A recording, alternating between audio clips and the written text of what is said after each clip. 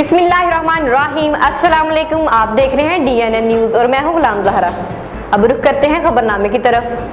खबर शामिल करते हैं जिला सांगड़ से। अमरान अब्बासी की रिपोर्ट के मुताबिक महकमा इतलात सांगड़ 22 मार्च 2024। पानी जिंदगी है, पानी का इस्तेमाल सोच समझ कर करना चाहिए। Professor Nawaz.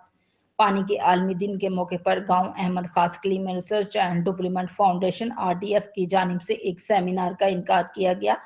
Programme organizer research and development foundation के मैनेजर मोहम्मद यकूब बेरोही ने पानी के आलमी दिन के हवाले से मुनक्कद सेमिनार से खिताब करते हुए अपनी समाजी तंजीम की जानिब से पानी और सफाई के मंसूबे के बारे में आगाह करते हुए कहा कि पानी के बेहतर इस्तेमाल के लिए हमें अपने रहन सहन और तर्ज ज़िंदगी में तब्दीली लाना होगी।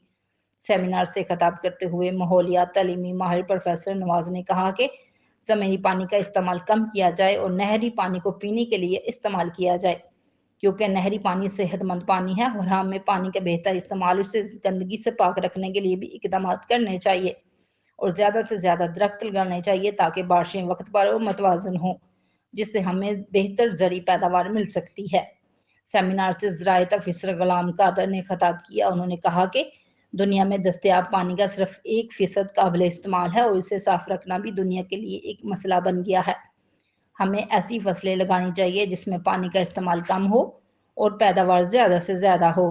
इस मौके पर महकमा इतलात की अब्दुल मजीद, सीनियर सहाफ़ी और समाजी रहनुमा खुदा ढानू कचाई, RDF की आमना और सिद्रा वट्टू के साथ सैकड़ों ख़वातीन और मर्द मौजूद थे, जिन्होंने पानी के बेहतर इस्तेमाल और इसे साफ रखने के बारे में भी अपने ख्यालात का इजहार किया। अब तक के लिए इतना ही। मज़ीद खबरों के लिए हमारे साथ रहिए।